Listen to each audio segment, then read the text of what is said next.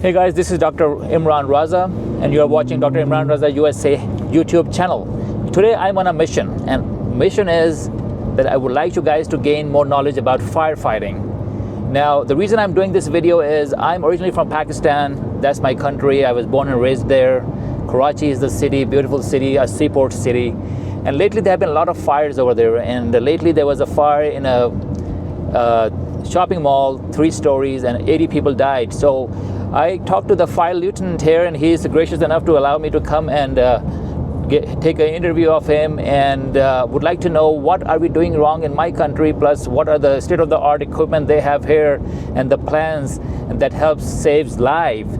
So we as people, we think, okay, what's the big deal? When there's a fire, start throwing water at it and it will be extinguished. No, this is not the case. I mean, there are fires, especially when there's multi-story fires. Good luck with that. You cannot extinguish it without a professional help, which is firefighters, the fire trucks. But till they come, what are we supposed to do to save our family and friends and pets and whatnot from these kind of crazy fires? So guys, don't underestimate this video. You will love it, number one. Number two, you will gain a lot of knowledge about how a fire should be handled and tackled till the professional help arrives. So I'm Dr. Raza. Stay tuned and you will have a lot of fun, I promise. Bye.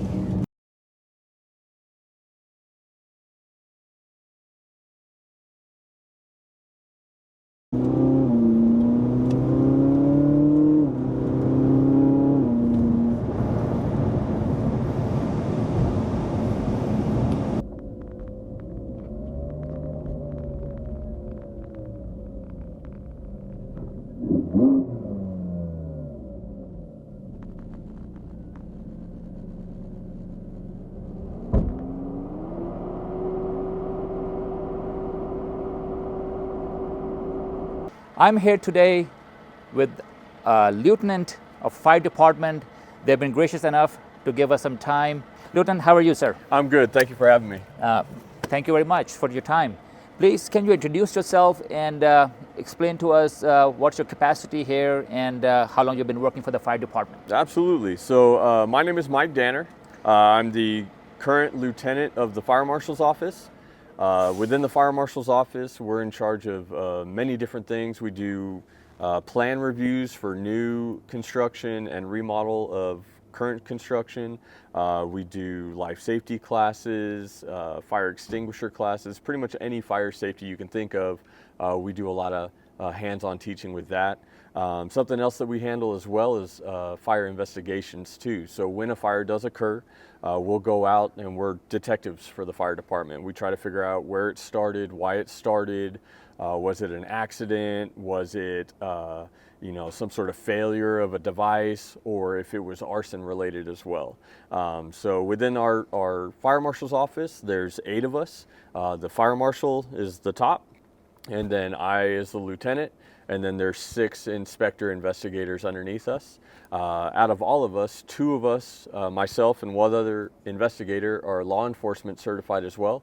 So we're kind of firefighters and cops all mixed into one. Nice. But that allows us to, if there is an arson case, we can handle it internally, bring that through the DA's office and the court system, and kind of take care of that as well. Nice. I've been in the department for about 15 years now. That's a long time. So yeah, I've been going at it for a while. You have seen everything and whatever scenario is possible, I believe. Pretty close, you'd think. Obviously we see everything from the easy calls to the worst of the worst, and we'd rather see more of the easy calls, right. But we're here to help in any capacity that we can. And guys, this is what it is. I mean, they have to be prepared for any kind of emergency. I mean, road accidents, fires, earthquakes, floods. I mean, you guys are there for anything and everything, pretty much. Oh, absolutely. First responders. There's times that they call us because they don't know who to call, and then when we show up, we're like, yeah, we'll figure out who to call. So I'm a physician, as you guys know. So several times in my clinic there have been emergencies, and obviously we are a clinic, not an ER, so we have to call. If I anticipate something is going bad with the patient and patient may collapse very quickly, we call 911, and the first people usually respond right away are the fire department, and then the ambulance and the cops. So yeah, whoever can get there and save a life, that's what matters. Absolutely. Most people think of, when they hear the word fire, they think it's just flames. Mm-hmm. But I'm sure there's a lot more to it. right? Oxygen, fuel, ventilation, all that. So what do you think a fire is, or a blaze, or what is a bad fire? What category or levels? So when you think of fire, when you're trying to break it down, and kind of easy way to explain it is fire needs three things to survive. It needs a fuel source, a heat source, and then a fresh air source, so oxygen. You take any one of those away, and the fire will eventually go out. So fires like us, it needs air to survive. So if we're talking something like a stovetop fire where you're cooking dinner or something like that, your pot catches on fire, doing the simple act of just putting a lid on it, you're essentially smothering the fire, you're choking it out, you're taking away that oxygen source, so it's going to put itself out. If it runs out of fuel, so like if you have a fire in a trash can, but there's nothing else around it, once the fire burns through all the available fuel in the trash can, it's going to put itself out.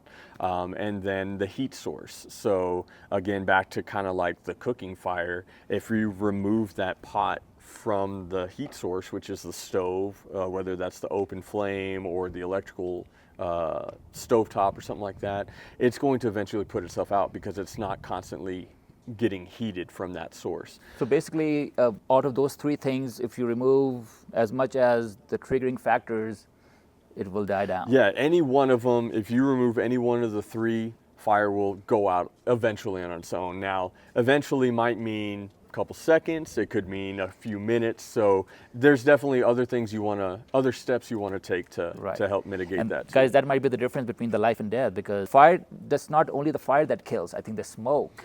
Absolutely. I'd say the majority, as far as here in Las Cruces, fire fatalities that we've seen and stuff like that, the majority is going to be from smoke inhalation than it is from direct fire on the victims themselves. Smoke is just made up of nothing but superheated toxic gas. So it's not like the movies, it's not like TV where, you can just cover your mouth with a shirt or something like that and make it out. Something as simple as one deep breath of that nasty toxic smoke, and it's going to put you out. You guys are the first responders. There's fire, you pull somebody out of the fire, they're not breathing, you are equipped with every kind of medical, CPR and all that you can do at that time till the actual medical personnel arrive, where you guys are fully equipped and ready to take care of that. We're the same level as like if the ambulance showed up or anything like that. Everybody that's sworn personnel for Las Cruces Fire Department are all licensed EMTs. There's 3 different levels: basic, intermediate, and paramedic. So we all have the range to be able to not only take you out of the structure, but we'll be able to assess and treat you right there, and then get you to the appropriate medical facility, whichever. So you have to be an EMT in order to be a firefighter. You have to be an EMT. Yes. So it depends on the academy we're running at the time. When I got into the department, I got my EMT license as a part of my academy setting, but we also run academies sometimes where having that EMT license is a prerequisite to get into the academy. So it just kind of depends on what's going on at the time and what the need is. So what is a flashover? I've heard this term many times. What does that mean actually? So flashover is a term that's used when, say, we're inside of a house, inside of a room, and the fire has grown to the point where every object in that room, the furniture, the walls, the ceiling, the carpet on the floor, everything has reached its ignition point. So it's so hot in that room that literally everything, wall to wall, floor to ceiling, has caught fire at that point. Flashover is a very bad thing for anyone, even ourselves included. Firefighters fully geared up and everything. Our gear and our training is not necessarily built to withstand being in a room when a flashover occurs. We're talking you have seconds to get out if you were in a room when flashover happens. The way stuff is built nowadays, it's nice, it's very stylish and comfortable and everything, but everything is built lighter, with synthetic materials and highly combustible stuff. So flashover can occur anywhere between 3 to 5 minutes after a fire starts in your home. And coincidentally, that's roughly about the same time frame that it takes for us to get there on scene. Our average response time, I'd say, for the most part within the city, is about 5 minutes to get on scene. So we're going to get there quick. Obviously, if it's an emergency, those 5 minutes can seem like 5 hours to you if you're the one having the emergency. But when we get there, we're right around that time where that flashover is either going to occur or just occurred. So definitely something that we try to avoid. So explain to me, please, also about level 1, level 2, level 3 fires. I've heard a lot about that. I guess you guys don't go with that kind of classifications here in U.S.? Right. Well, I don't know necessarily the entire U.S. Every department within the U.S. might be a little different. Just with terminology-wise, we don't rate fires like that. Maybe the closest thing that I could think of for our department is how many alarms the fire is. So if it's just a single alarm fire, that means you're just getting the standard response, which is 4 engines, 2 of our trucks, a couple other specialized units. And if someone on the fire ground requests central dispatch to strike a higher alarm, strike a second alarm, then they're going to get additional units, meaning essentially like the fire's big enough or enough is going on where there's like multiple victims or something like that, where we need more personnel here to help handle it. So if we strike a second alarm or if we strike a third alarm, we're just throwing more resources at that event. I see. So basically, the word alarm is kind of pretty much goes with, if you replace the word levels. Potentially, yes. Same thing as that, and depends on, okay, we have a 3-alarm fire here. So right, then so you know there's what a to dispatch. lot of people are going on. Okay, so. And that's the highest level, 3 alarms? It's few and far between, and we'd like to keep it that way that we get to that level. It's not uncommon for us to strike a second alarm, just because we're a smaller department. So we get just a couple extra resources to make sure, because you always want to have enough resources to not only attack and mitigate the situation, but you want to have a couple of apparatus in reserves just in case you're So it means that since this is New Mexico, a smaller city of New Mexico, versus a fire department in LA or New York or Chicago, because of the densely populated urban areas and bigger population, millions of people there. So the resources and the levels, go further beyond that depending on absolutely. So the population. Yeah, so you look at like New York or LA, I mean, you're talking over 100 guys at every fire scene easily. On average for us, we handle fire scenes with 20 to 30 firefighters.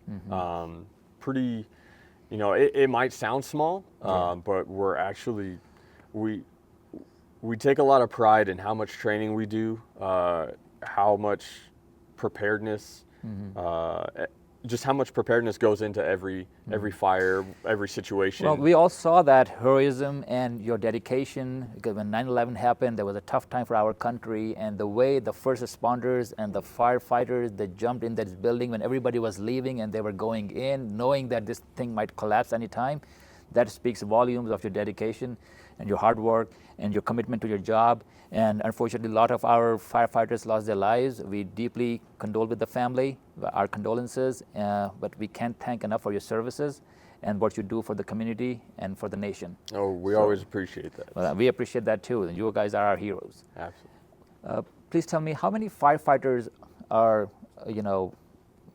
present at one given point in time on a fire station, plus what is their qualification and criteria to be a firefighter?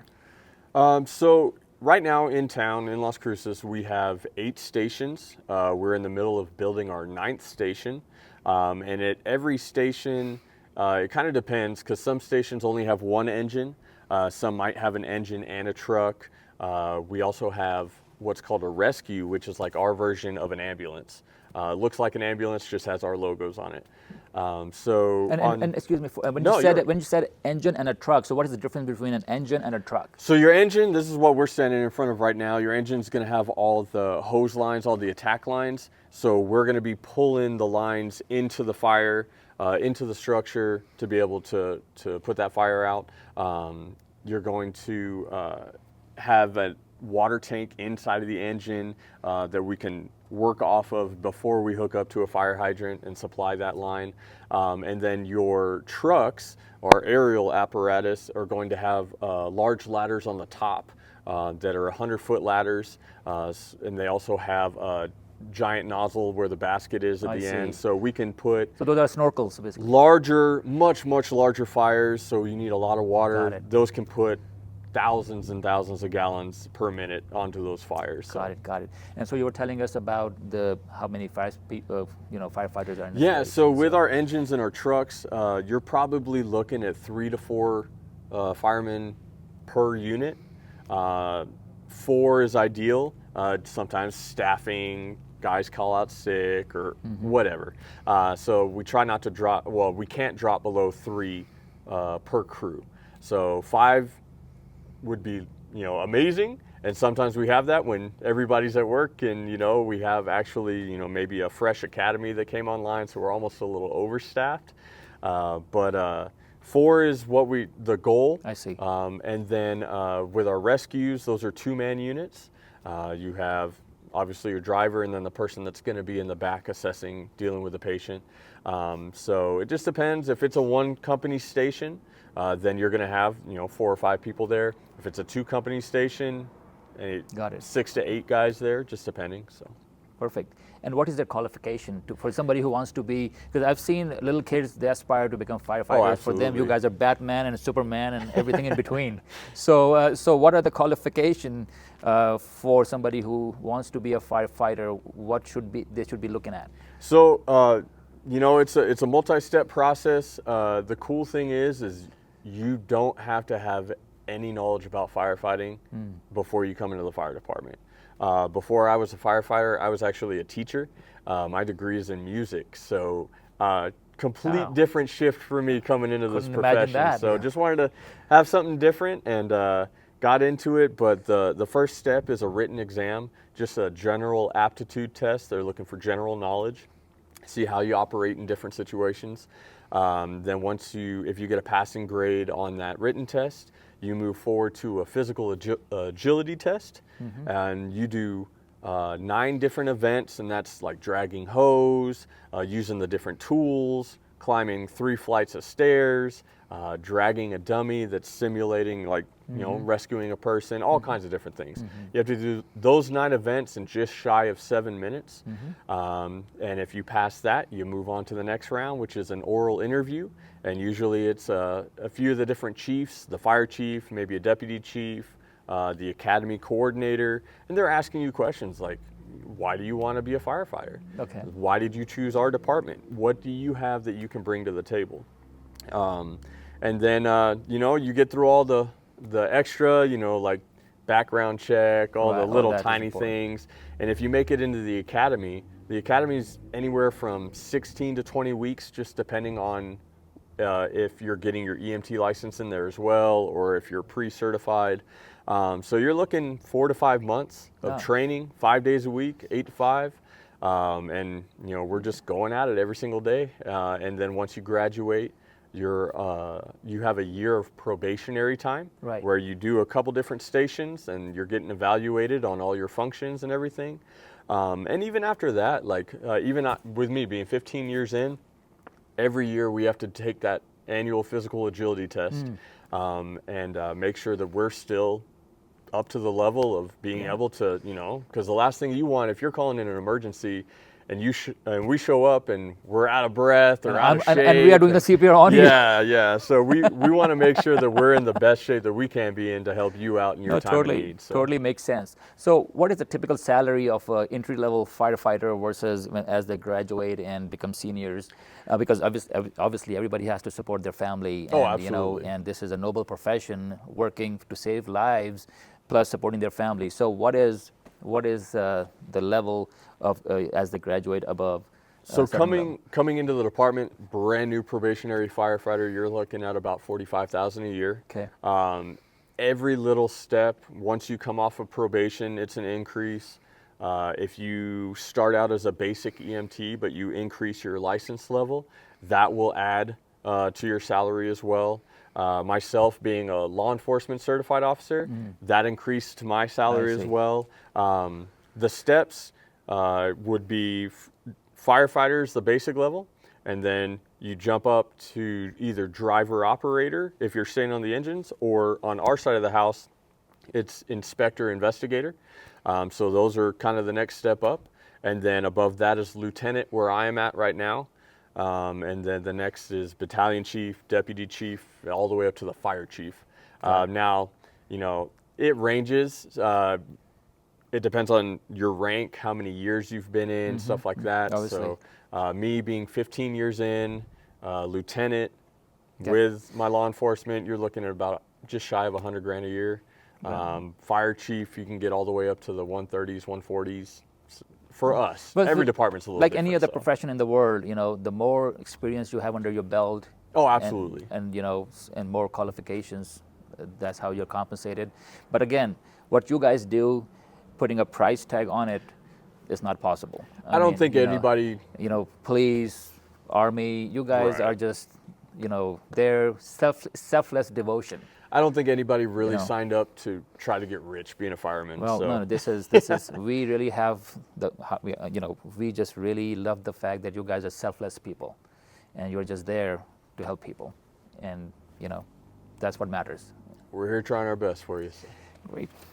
So, Lieutenant, please tell us, what is the ideal response time by the time you get a 911 call, and then in a densely populated urban area, what is your response time? What are the factors that can delay your response, like traffic congestion or wrong address or whatever the case may be? Sure. So ideally, we'd like to get anywhere between, I'd say, 5 to 7 minutes if we're running with our lights and sirens on.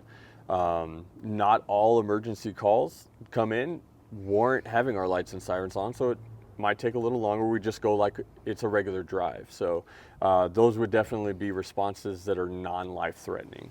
But if we're wanting to get there, absolutely there's times where there's traffic, depends on the time of day. If it's in the morning when everybody's going to work and school, or in the afternoon when everybody's getting picked up, lunchtime, rush hour, that type of stuff.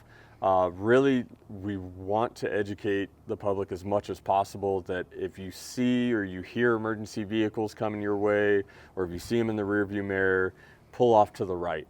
That's kind of universal wherever you go, or should be at least. Don't just come to a dead stop in the middle of the road. Pull off to the side, to the right, let us get around. There are times where it gets so congested that we end up having to take on oncoming traffic just because we have to get there. It's a very, very real emergency, but we just want to make sure that we're all doing it safely, Right. because obviously the ultimate goal is not only for us to help you out, but to get to and from the call safely ourselves. So. Perfect. Let me tell you a story here a little bit real quickly. I have a Hummer, and I had a Hummer, and I bought another one, Hummer H1. It's an Army vehicle made for civilians.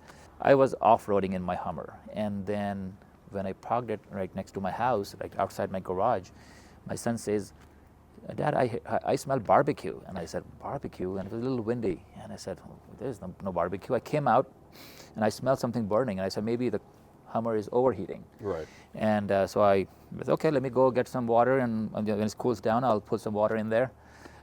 Then while I was thinking that, there was a psst sound, and I saw a little small 1-inch flames like on a grill, and because the Hummer has a little grill thing on the front, not to barbecue, but I don't know why they put that, maybe for ventilation. So while I was thinking what's happening, those flames became at least 6 inches. And then I said, well, this is something crazy going on, and this could just burn the whole house down. I called 911. I think you were the one, I think, later on also. I did come out to investigate your because fire. when I saw him, I said, well, I remember you. And he said, yeah, you have a Hummer that burned down? So yeah, they were there. They blocked off the whole area because our neighborhood, all residential areas, they were just there, and they doused the fire. And he was just there timely and saved our lives. And we always want to emphasize too, like, it doesn't matter how big or small the emergency you might think it is. If it's an emergency to you, that's all that needs to matter, because you can call 911 if you feel like it's bigger than what you can handle. Yeah. It's not on us to judge why you called us. All we know is you are not having a good time right now. Oh, you need somebody to come and help, and we're there to help. And on top of that, because I watch too many movies. In the movies, you see the car's on fire, and then it goes like you're waiting for the explosion, 100 feet high, and then it falls down again on somebody's house. Right. But I don't think in real life that happens, that the car can just blow up and definitely go up like not. that. I mean, there's definitely some That's what I was instances- thinking. Right. There's some instances that maybe that could set little things off like that, but because when I normally call 911, the person was taking my information. Okay, what's your name? Okay, what's the address? I said, can you just pull up the address from my name? I mean, just send somebody and calm down. Right, Said, right. "Oh." But again, this was just a panic situation. So, Lieutenant, one of the main reasons I wanted to talk to you about is to, first of all, create awareness. Can't stress enough how important it is for people to know about the fire safety and the common sense stuff that needs to be done at that time. I'm originally from Pakistan. I was born and raised here, moved to this country in 2000, year Okay. 2000. And it's been like almost 26 years. This is my homeland. I love this country, great people, great respect for this nation. Now, but again, my birthplace is Pakistan, and recently there was an incident in my city where I'm from, called Karachi. Okay. And that's a seaport city. There was a shopping center called Gul Plaza. And I've been to that shopping center several times. It was a lot of nice stuff there. Anyways, the point is, it was a 3-story building. It all burned down. People, almost 70, 80 people died, and to the point they couldn't even find their bodies, and could use the dental records to identify them. One of the reasons was to interview, to get your opinion about buildings like that, like shopping plazas, okay? What kind of challenges those have when it comes to a huge fire? How much time is needed to evacuate people? What are the challenges you have, meaning locked doors or exits or barricades there? What I heard in the news, that people could not get out on time because, first of all, there were more shops than were approved. Okay. And, they built more up there, which was obviously not the right thing to do. Plus, the doors was locked. There was no electricity. The emergency lights were not there, so people couldn't find their way out. So in your situation like that, in the situations like that, what, say, if you were the chief there, what would have been your response, or how would you have handled it differently? So something that we do as a fire marshal's office is annual fire inspections of businesses. I'm sure we've come to visit you a couple times. So. Yes. And we want to make sure that everything is up to code. We operate off of the International Fire Code, and it gets updated every 3 years. But really, any major changes that come to it, there's a phrase that's used that the fire code is written in blood. And what that usually means is there was some sort of major tragic event that happened that the industry needed to step back and say, okay, why did that happen? Why did we lose so many lives, or why was there so large of a loss? And what can we implement that will stop that and avoid that in the future? So that's where, things like, honestly, if you had a 3-story mall structure built here in Las Cruces today, it would have things like multiple egress points with doors. You would have emergency lighting. You would have a full sprinkler system throughout the entire building, alarm system, voice activation, evacuation. And then obviously, like you had mentioned, there was more stores than were approved. Yeah. That's something that we try to stay on top of too, making sure it doesn't block the exit. What or it says passages. is going to be there is actually there, nothing more, nothing less, that type of thing. Right. Because we understand, people, when they move in, it's just like our homes. You move in and you might have this amount of stuff, but over years you start to accumulate. Yes. So we want to make sure it's neat, it's tidy, it's orderly, Right. It's fire safe. that we're not just creating this massive fire load and this this potential for bad things to happen. So as far as how we would attack it, we're fortunate in Las Cruces. We have a very, very good water system. So hydrants are spaced pretty close together. We don't have to travel hundreds of yards or anything like that to find the nearest hydrant. And can you please explain what a hydrant is? So your fire hydrant, it's going to stick out of the ground a couple feet, and that's what we hook into, actually right next to what you're standing. Right there. We're going to hook from the fire hydrant, we're going to hook a hose into the engine. So basically hydrant is just a connection, a reservoir of water. To your city's water system. Yeah. Yes. So you don't have to carry too much, you can just plug it in and then... So when we show up, that 500, 750 gallons of water that I was telling you about, depending on what apparatus it is, we're going to use that when we first get on scene. But while we're using that, the driver is going to hook up into the closest hydrant, and then we're going to supplement that water supply. Okay. And so that's one of the things that since I grew up in Pakistan, Karachi, Pakistan, I've never seen a fire hydrant, what it looked like, what that it meant. But since I moved to US, there are fire lanes where you cannot park the car. You cannot block the fire hydrant. If you are, your car will be towed away so quickly that you won't even believe. And then it's every so often or so much, like what's the distance in between each fire hydrant? So it depends on the type of area it's in. Usually in your residential neighborhoods, you'll actually see one every maybe 300 to 500 feet, depending on the layout. So you should be able to stand somewhere on the street and look one way or another and be able to see one. Yes, I see that all the time. Yeah. Great. And so in that place like a mall where there's a huge fire, what are the standard operating procedures to rescue the trapped people? So unfortunately, there's no one exact answer that's going to fit for every situation. But depending on the layout and stuff, how close they are to the fire. So say you're trapped, but you're not necessarily right next to the fire. We might have you shelter in place. We teach people, in their homes to close the door to their bedroom if they can't get out, stuff sheets, blankets, whatever, at the little crack at the bottom of the door, and just kind of wait in your room next to a window until you hear us on scene.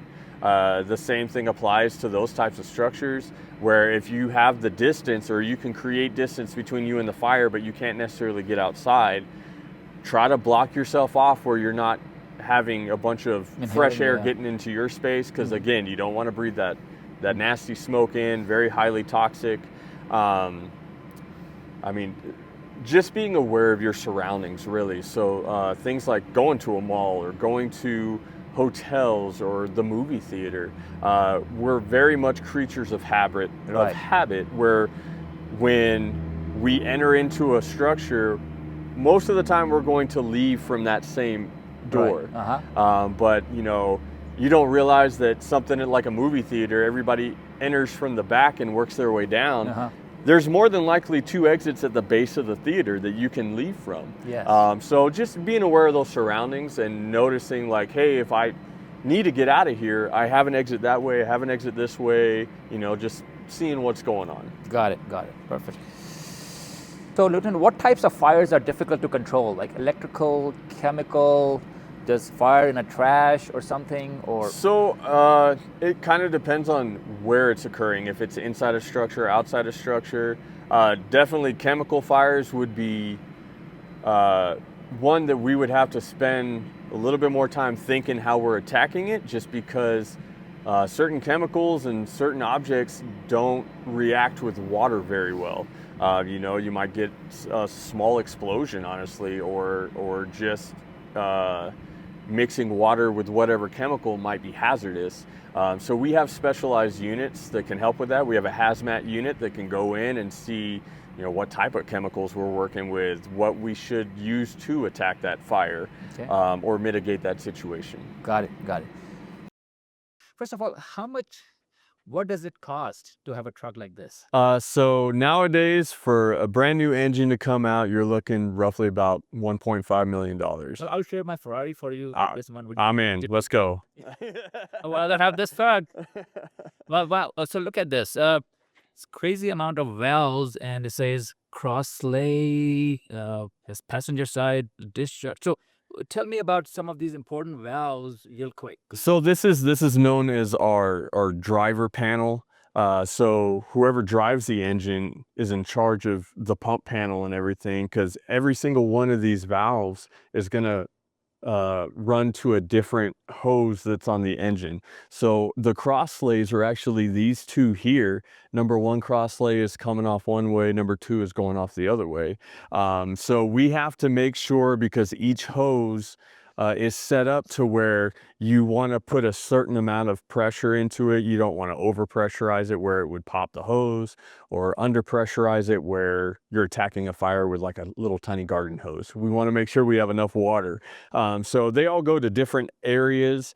This big intake here, we talked about it earlier. When we're hooking up from the fire hydrant, we're going to use our 5-inch hose to plug into here, and this is what's supplying us with all the water. I've seen people, like, this pressure is so much that if somebody who is not trained holding it, they will just be flying with it. So You know, not as crazy as the movies, like Yeah. going off the ground and Go, like, stuff, we tie and but it definitely can knock you over. They're powerful hose lines, especially some of the larger ones.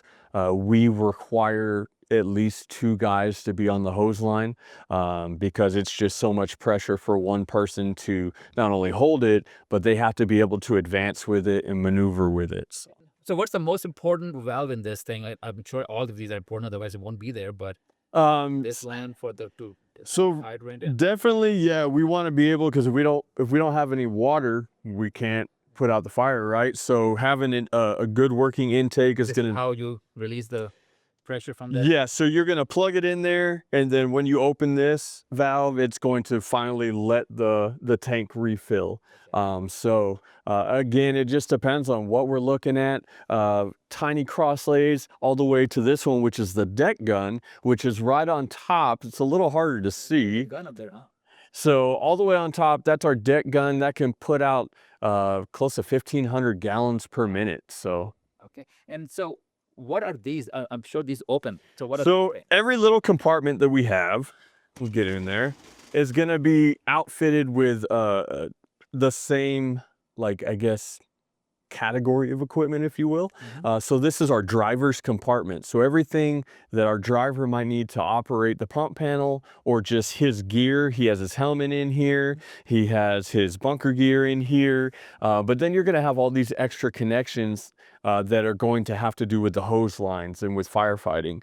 This right here, this yellow hose, is the 5-inch hose that we're going to hook up from the fire hydrant to the intake there. So we're doing that. A little smaller 3-inch hose in there as well that we can hook up from apparatus to apparatus if we need to. So all of his tools are going to be in here ready to go. You can absolutely see that. Look at that, guys. This is a firefighting helmet. And it's pretty heavy, and this is how it goes. Yes. So a lot of people, the way you were going to put it on with the bill in the front, like, we're used to that, right? Yeah. So it's a very common misconception, but having it off the back is so when the water hits us, it's actually going off instead of just like down the back. It's made of like metal, huh? This one, it's going to be a composite material. There are some like traditional helmets that are made out of leather. Ours are going to be, just a composite material, but it's all fire rated too, Nomex and stuff like that. And then ours actually have built-in visors as well. So when we're doing extrication at a car accident or something like that, we have some eye protection in there as well. Perfect. And then the hose. Okay, let's move on with so basically all these are like like shelves and shutters. Yes, absolutely. So our next one is going to be like all of our tools in here. We have axes, haligans, pry bars, all kinds of stuff that we need. So Okay, and these are just to break whatever, and the X there, and then this is just to pry things up. yeah, so this is our haligan tool.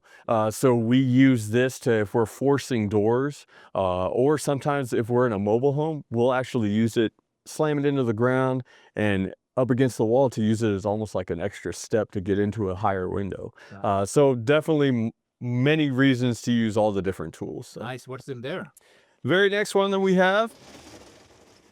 So up top we have our air tanks that we wear when we go inside the fire, our SCBAs.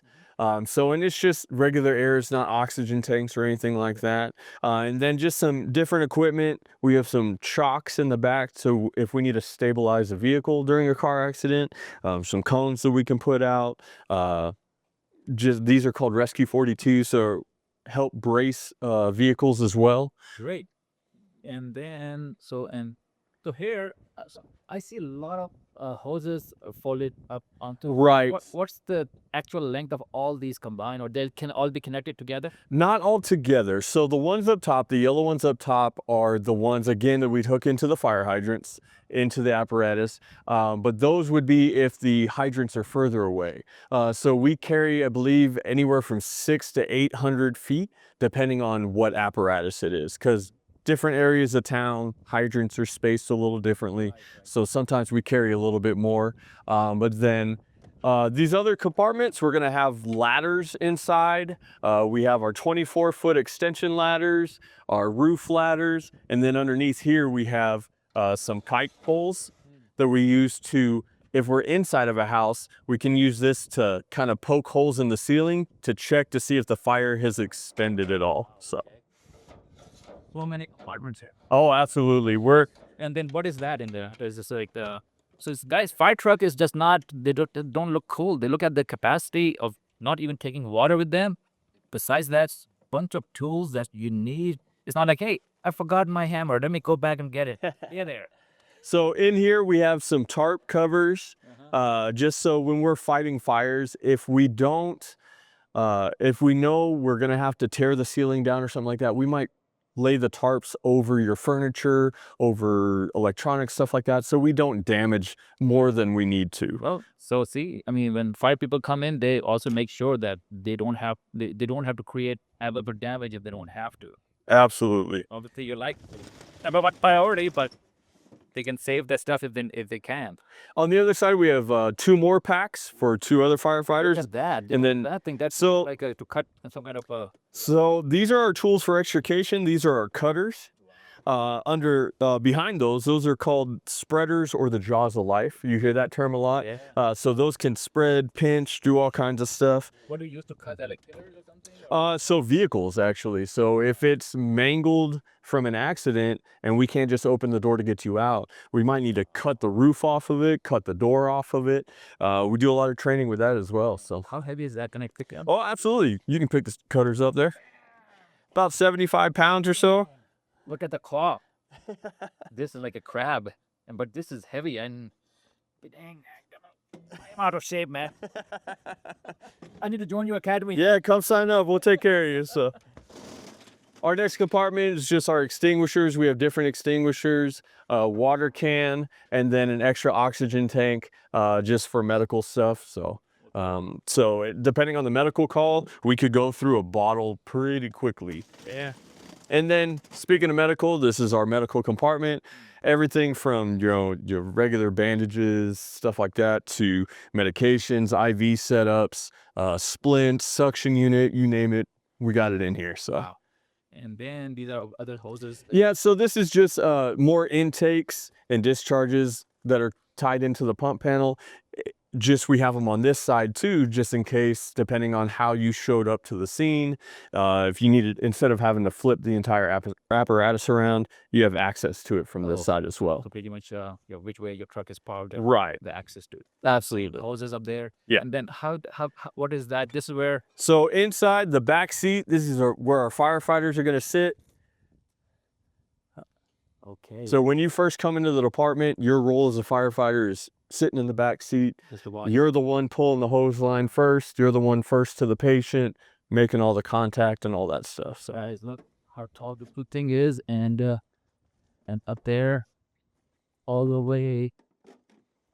I'm kind of liking it. Yeah, And it's a good gig. fine job. You have all kinds of devices here, and you carry all the AED devices, Yes. accelerators and whatnot. Okay, perfect. And So the next seat here, this is where the lieutenant sits. So my position, but on the engine, they're in charge of the crew. So they're here, they're the ones, we have a little iPad set up in there, so they're getting all the call information. They're preparing the crew for what they're about to see, what they're about to get into. Okay, perfect. And then let's see the driver's side. Yeah, absolutely. The siren, man, the siren is something. Okay, can I sit there, please? Yeah, absolutely. Climb on in. And look at me. Wow, this is the first. How the heck to drive these things, man? So all your controls to your right, that controls obviously, not only just your normal vehicle like park, drive, reverse, but you have the controls to turn it into pump mode, which is what we would need to operate the hose lines and everything. That wire that's right above you, that is what controls the air horns. Can I pull it? It might, I mean, you can. It might not do it just because it's electronic. Oh, it's Give it a pull. like this way? Down. Oh, no, we're good. You're good. You're popping off. You're good. You're not the first time, won't be the last, though. Well, I feel like a Terminator on this. The T-1000, the guy who came out from the Mercury map. Yeah. Oh, he was a person. There with the fire truck. Side of the fire truck. This is a big steering, you can see. And there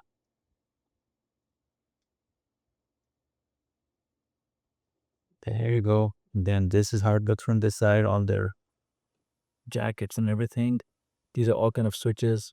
I already broke something in this. I'm not cringing anything here. I don't want them to slap me with a big bill here. So, and then pump in drive, heated mirror, whatever, carrying capacity. We call that our aerial. Can we just take a look? Yeah, absolutely. We can walk over there. What is that? That's Ferrari, man. It's the one we're trading, right? Yeah, well, yeah, I want. Apparatus. The ladder on the top can extend to about 100 feet. And then we have a basket in the front that we can operate out of. There's a nozzle that's up front that we can just, if there's, again, if there's a large fire, too large where we're going to send anybody inside the building, we'll attack it from the outside. So you said this is like $3 million, this truck? About $2.5, $3 million, yes. And this nice shiny thing. Yeah, these are brand new to us. We just got them in. And so we're going through all the maintenance testing and making sure everything is good to go, and they're about to hit our streets soon enough. So how high does this ladder goes? How many stories? So it's 100 feet, so it just depends on the angle that you're at. I'd say it'll probably six stories, 7 stories. So we have the old bank tower, or the electronic caregiver tower downtown. That's a 10-story building. We'll probably hit about 7, 8 stories. Biggest building in our town. Right. The skyscrapers. Right. The 10-story skyscraper. Yes. Okay. And then at the front, can I stand on it? No. Yeah. No. Absolutely. You can stand on that. Oh, look at that. This is the basket you said, right? Yes. The basket that, how many people can go at a time on this? Usually we'll have probably no more than 2 guys up there, just because it can get real crowded real quick. So we never go do things on our own. We're always at least 2 people wherever we're going. So. Well, this thing is humongous and like a Godzilla. And this ladder can extend for 100 feet, like 6 stories. And what's funny is a portion of our entrance exam, you take your test, you take the agility test. We actually put people through an acrophobia test or fear of heights, because Las Cruces is such a small, 1-2 story town.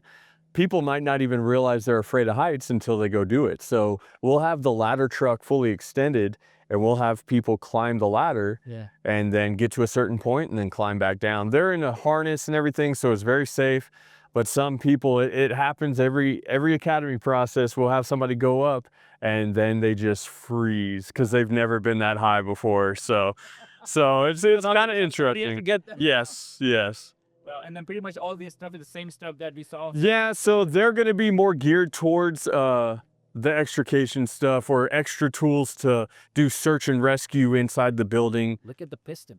Wow. Hydraulic. Huh? Oh yeah, absolutely. And that's the hazy lights and all these lights up. And I'm sure the sirens on these ones are probably more crazier and wake up the dead. Hey, we got to let people know we're coming. Also, So people coming out of the cemetery, oh, who wake up? Who woke us up? We were sleeping here.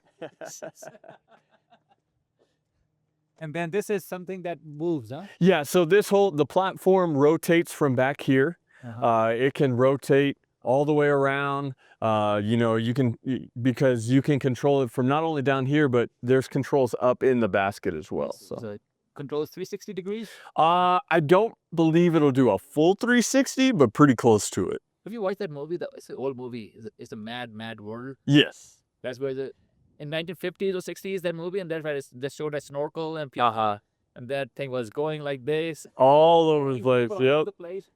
Great. So same thing. The hoses. Yeah, we'll have the trucks will have extra ladders in them and stuff like that. I'm just loving the paint, man. Oh yeah, yeah. Yeah. Wow. Same thing. Yeah, a bunch of extra ladders. I bet this looks gorgeous at nighttime with all the lights on. Oh, very much so, because there's even lights all the way up the ladders as well. So it looks real cool, Well, all lit up. Sometime in future, if you guys are doing some kind of a demo, I would love to come back. Absolutely. Feel of that, and that would look nice. Yes. Oh. Every firehouse is your own sleeping quarters, your own bedrooms. We have a full kitchen. There's office areas that we can do our reports in. Every station has a gym because we have to stay in shape. And then we definitely have our bay to keep all of our apparatus safe and out of the elements. So what's cool about this station, being up at the airport, we have this, it's called the crash truck. So it's specialized to the airport, giant off-roading vehicle that you can do really. Wow. So basically it can go in water and everything too? So Flooded area? Well, to an extent. I mean, obviously because it's lifted and everything, we can get into larger areas. So wow. Okay. This is so high. What's really cool is up front though, is it has a water turret in the front and up top, but these can be operated while the vehicle is driving as well. So with our engines, we can't run the hose lines while we're driving, but this one is built where you can shoot the water turrets while you're still driving around. And this is like a ship, it's shaped like a boat. Yes. Just to get in the water. Yeah, just to get protection from wherever we're going. Obviously, if we're dealing with downed aircraft or something, it might be a fuel spill that we're dealing with. So yes. And how does it look from inside? oh, well, there we go. All right. In please. Okay. So the steering is in the center. It is dead center, so definitely a different setup in here. This. And what is called the hazard vehicle? A crash truck. Crash truck. Look at that. This is the inside of that green crash truck. Is huge, and I've never seen these on the road. Oh yeah, you won't. These are definitely specialized for the airport. Okay. And so this is me sitting here at the midget, and the truck is so big, and look at that again. I'm just intimidated by the way it's the layout there, and the steering wheel, and then all these are joysticks. What are these joysticks? So the joysticks are what control those water turrets. So you can be driving the steering wheel with one hand and controlling the water turret with your other hand. Wireless and what is that? Oh, these are just the bells. These hoses up here. So every bay is going to have an exhaust system. So you can hook up the hose into the apparatus exhaust, so you don't get the fumes building up inside of the bay. They'll exhaust out of the structure. Got that. And these are the smaller ones. Really quick. Just need to make a 1 minute description of that. So this is actually like a old reserve truck that we had, a brush truck, to where it's smaller. And on the very back, actually, this is a hose reel that we had set up that we could kind of go attack smaller fires, brush fires. We had this on the East Mesa before it started really fully getting developed and stuff, and we needed the full size apparatus out there. So Perfect. And this is the back of that, the cracked Wazel. So it's like, Nunan. Yeah, and then these are some. yeah, just some off-road vehicles for us. We use them for special events. We'll have smaller EMS kits with us, but that way we can get around the event pretty quickly. So Okay. And let's go inside, guys. Follow me. And let's show you what the lifestyle is inside. Lipan, please, after you. thank you. See. Wow, please tell us about this. So we have dorms. So again, everybody has their own room. So own bedroom. They can come in. There's 3 different shifts that we have. So Yeah. A, B, and C shifts. So 3 guys might be in the room, but obviously not at the same time. So whoever is posted on that station, they have this private room. They keep this stuff up here and everything. right. We kind of, yeah, if you wanted this one that was kind of is set up. Good thing. Yeah, you want to make sure. Okay, so this is the place, guys, that they sleep. There's a TV up there, and then Yeah, pretty basic setup. Don't do a whole lot. Depending on how busy you're sleeping. you're not supposed to be too comfortable. Right. Because you can be some nights you must be waking up every hour, Right. or some nights, quiet nights. And when I was a doctor, when I was working in the ER, we were not supposed to say the word quiet. Yes, absolutely. True. Oh yeah. And I've noticed that. One time I was as a resident in ER, and I went to the ER and said, well, it's quiet up here. All the nurses looked at me like they're going to just kill me. Yes. Did you say that word, Raz? Seriously, did you say that Q word? I said, well, okay, so what's the big deal? Yep. Well, you're going to take all the calls from now on. Yep. And trust me, in 5 minutes, the radio was going crazy. The helicopter is coming. The sirens are going. See what you did? Yes. You said that word. Absolutely. Don't say that Q word. It works the same here. It works. Okay. And then the jacket there. We just go through this way. Cool. So now, headed into our living quarters. oh, okay. So guys, look, this is like a little house for them. This is obviously This is our home for 48 hours. 48 hours. So Each shift is 48 hours. yes, sir. Okay. And so basically you have TV. Yeah, living room area, dining room area, kitchen area. Here. But when is the next time you guys are doing the barbecue? Oh, we'll let you know. Get it going. Good cook. I can come and cook for you. There you go. We're always up for Let it. me drive that snorkel outside. Right? Nice. Look at this good sized kitchen, guys. And then we can continue on down this way and Each station usually kind of has a theme for what they do. So our kitchen table is supposed to look like airplane wings, since this is the airport. yeah, and you can see like tiny pictures on the wall. That's our old crash truck. The smaller one of the 2 that you saw in the bay. So you can see it kind of going wherever. And then layout of the airport. We try to have a map of the district that you're covering. So this is the airport station. So layout of the airport, knowing where everything's at, how things function. Runways, taxiways. See our Okay, look at that, guys. See these no wonder these guys are the free gym membership. There you We'll go. just spend $1 to that other gym outside. This is a free gym. Yeah, so we want to make sure that we have enough time to work out, get a good workout in every shift. Because again, if we're not in shape and we're trying to show up and help you, and I don't know. I think the same thing, man. If I'm smoking or have a belly like this, and I tell people to lose weight and quit smoking, yeah, my patients are going to take me seriously. absolutely. See, they Absolutely. are a symbol of fitness and dedication, and whatever it takes to achieve that. Great job. All these. Wow. Perfect. Not a bad setup, right? No. And we're fortunate each station has a weight room, so you don't necessarily have to come up here, or we don't have to necessarily have to get a gym membership. Yeah, look, let's go to hours like first sports. You guys work out daily, so yes, sir. Why do miss a day of a workout? Have it out here, yes, sir. We have a training room up front, so if we need to hold any, small classroom trainings or anything like that, we can host them up here. Not every station has a training classroom like this, but just this one's up here because we have our training tower nearby. We can do some classroom session first, then go out to the tower and do some hands-on training. Perfect. The airport staff utilizes it as well for their airport meetings, and makes it a little bit more group session type. Nice. And then And down here we have our. Oh, go ahead. tell me about the suit, please. What is that thing? Look at that. This looks like the alien suit.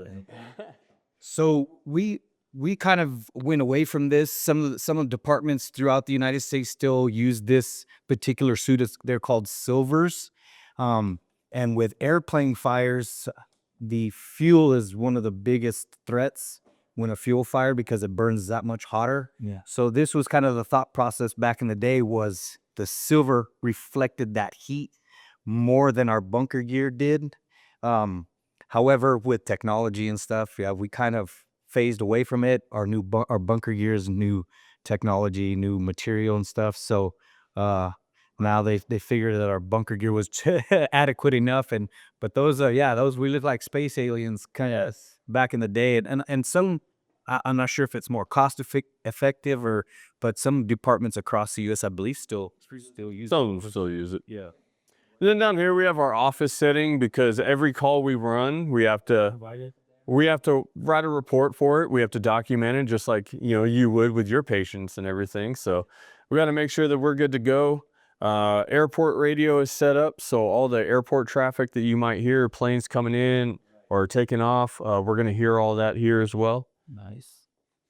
Document. The computers as well, trainings, emails, stuff like that. Sometimes it takes more work to document that as a lab. So as a doctor, I know and I see patients, but to put their history in there and what I did with them takes forever. Yes. Perfect. So I think you covered pretty much everything. That is just welcome to Los Cruz. Yeah, just the water tower. This is, and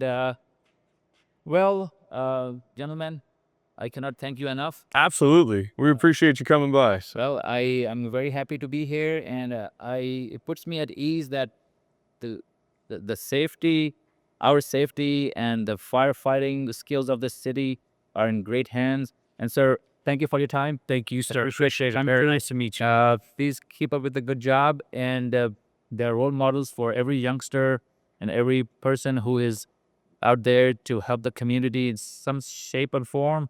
Whether you're a police officer, firefighters, paramedics, EMTs, they all are our heroes, and they don't wear capes, but they're heroes. We have Batman, Superman, and Spider-Man who have fantasies, but these are real-life heroes. Guys, thank you very much. And we Appreciate it. love visitors. So Las Cruces is usually open door policy. If anybody wanted to visit the station or anything like that, I'll bring my son sometime. Absolutely. Have it in- Going on by. Maybe I'll just come and steal that truck. Never time. You're like gone in 60 seconds, that movie. Yeah, there you go. I'll give you a ride for sure. Yeah, perfect. In fact, yeah. Thank you very much, guys.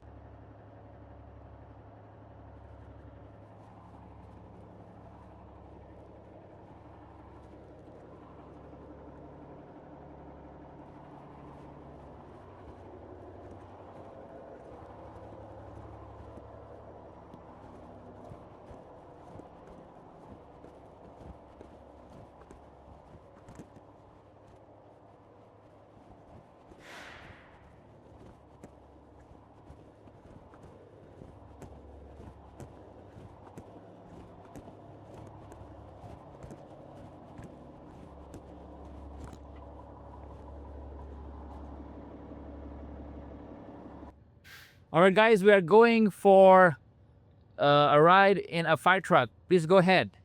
So whether it's an emergency, whether it's not emergency, again, it's my responsibility. However, to show you an emergency call and how loud it is, well, inside and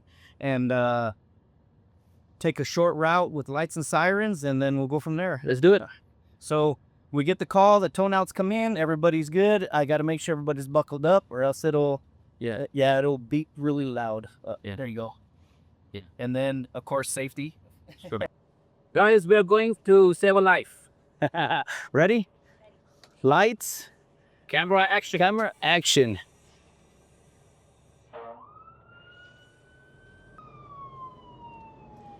And with the windows up, it's not too bad in here, so we can communicate, and the lieutenant usually will give us instructions before we get the scene. He'll make some decisions, but as the driver, it's my responsibility. Once again, I got to make sure we get there safe. And then depending on what the emergency is, if it's fire, I got to park strategically.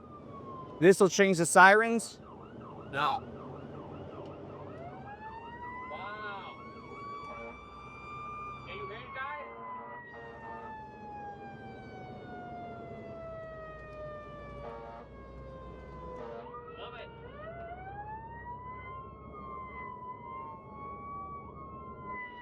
And you'd be surprised how many people can't hear that, that don't pull over and get out of our way. So again, the driver's got to be on their toes and then watch for the other drivers all the time. It must be very frustrating sometimes that you are in a rush and the people are not moving away from. Absolutely, absolutely.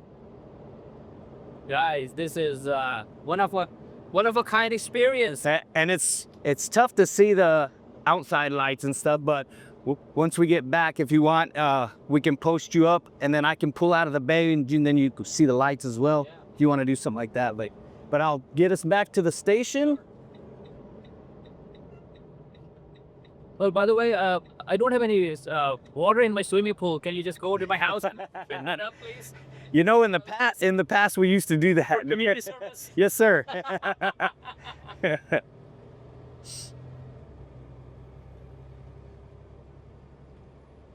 All right, wow, and this is and where's the horsepower on this truck? Hey, how fast you can go? So this one's a little bit different. This unit's a little bit different because it's stock, but it maxes out about 72, which is perfect for this highway because we cover I-10 from the fairgrounds all the way down into the city. Right. So it's just about it's governed at the right speed for the highway for sure. I see.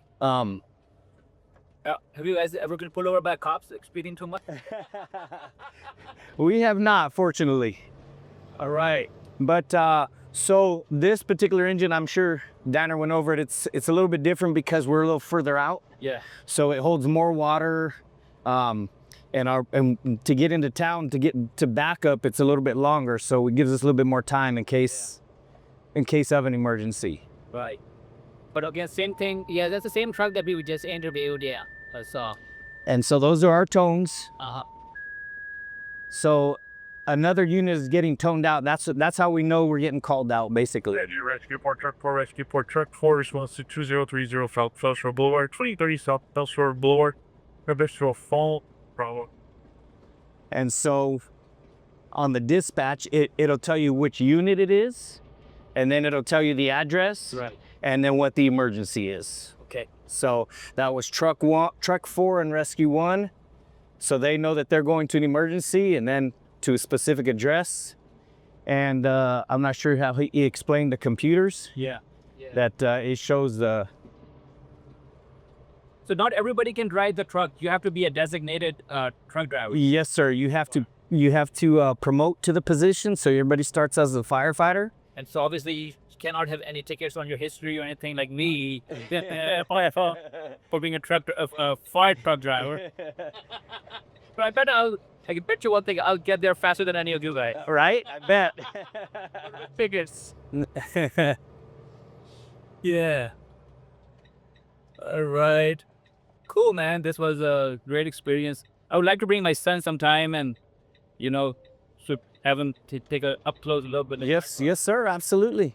And what we used to do, because we're up here a little bit slower, we would even light a couple of pallets on fire or something and have the little ones. We'll get out and pull the fire hose to put out the fire. Hey, man.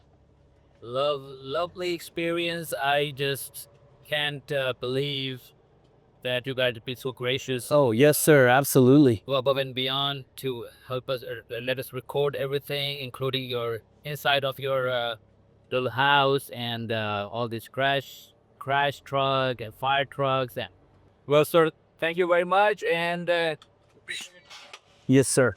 I appreciate that. Thank you guys for having me. thank you.